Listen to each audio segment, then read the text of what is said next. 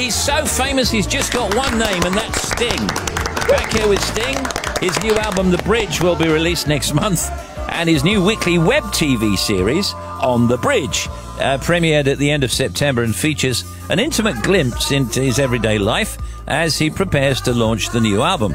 There are new episodes released every Tuesday. You just go to Sting's website to find out more. Why did you decide to do that? That's an interesting project. I think, people come to see you, and they see you walk out into the lights on stage, and they might see you on telly when you're all sort of duded up. But really, there's another life in preparation, rehearsing and sound checks and, getting ready for the show, getting yourself wired up for the electronics of the show. I think people will find that interesting. Also, all the traveling in cars and buses and helicopters at some point and go from city to city. It's interesting. I do have an interesting, very picturesque life, so I wanted to share that, probably for the first time. I get the feeling that you're quite zen-like, and all the chaos goes off around you, but you stay calm. We interviewed James Taylor, and there were so many people in his dressing room. It was unbelievable. I mean, literally, there must have been hundreds in a dressing room, which was just so small. And yet he was completely and utterly calm. Are you able to do that? Well, James has an advantage because he's like 6'6", so his head's above all of that turmoil. So, he has a rarefied atmosphere up there. I can be calm in the middle of a storm, in my thoughts. Yeah. Now, I noticed that you're going to do a Las Vegas residency. October 29th it starts at the Coliseum at Caesar's Palace. Tickets are on sale now, by the way. It's unbelievable that Vegas became cool, didn't it? I mean, I don't know how long ago. Became very cool. I mean, I've been going there for years, just to a one-off gig in the arena, but I've never had my own room before. But, a residency sounds bigger than it is. It's only 3 weeks, 3 shows a week, so it's basically 9 shows. And they call it a pod now. It's not called a residency. So it's less onerous. I think when Engelbert Humperdinck and Tom Jones did it, it was months and months on end. It's much more civilized now. But I'm looking forward to it. I'm going to be able to create a new context, a visual context for my songs that I haven't been able to try before. So I'm intrigued. So you'll play the new album and the current 2 singles that we've played on Radio 2, and also some of your solo stuff and a little bit of Police stuff, I would imagine. Would that be the format? I'm not one of these artists who doesn't want to play old songs. It's my job to infuse them with the energy I had when I first wrote them. So they're not museum pieces. They're living, breathing organisms, and I love them.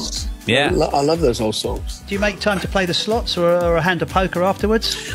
I'm lucky in love, and I'm not lucky at all in gambling. Good answer. I think that's a no, Tim. Another no, yes. Yeah. Another no. So you're going to be playing the residency in Vegas, or the pod in Vegas. You've been doing some arena shows as well. Any plans to come and play in the UK in the near future? I'm playing in April at the London Palladium. Wow. If I can beat the clock. Very good reference. Very good reference, yeah.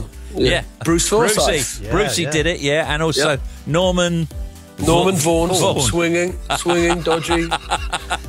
Well, remember... Jimmy Tarbuck. Oh, reference. Yeah, it was great. I want to thank you because years ago when we spoke to you, I said, I fancy some of this aftershave, I think from America. And then you said, yeah, that's good aftershave or whatever. And then I said, yeah, can you buy me some? I thought it was funny to ask a superstar to buy me some aftershave. And then you did. You came back. Of course I did. You came back weeks later and you said, here's the aftershave you'd like. I'm a man of my word. What do you want? Next time, I wouldn't mind some Excedrin or some Tylenol. Excedrin and Tylenol. There you go. Anyway, so what's occurring? Give me the schedule. So the album comes out on what date? November 19th. And when you're doing your Vegas? I do my Vegas at the end of October. Right. For 3 weeks. Then I've got a date with an orchestra in North Carolina, doing a date in Paris. I've got a lot on. But then with the European tour starts in March, which is just basically redoing the gigs I should have done last year. Yeah. Because people didn't ask for their money back. They kept their tickets, so I've got to honour that. Brilliant. Well, it's got to be done, though, isn't it, really? But you love doing that anyway. You love touring, don't you? I love it. I love touring. I know. Sting's latest album, The Bridge, is out November 19th, and we now have the UK exclusive first play of his brand new single, Rushing Water, which we're going to play the whole of right now, because we played a bit of it before the interview. And you and your family stay safe, And we'll see you when we see you, Sting. Thanks, guys. Pleasure to talk to you. And you. Sting, everybody! Brilliant. Thank you. Thanks, my friend. God bless.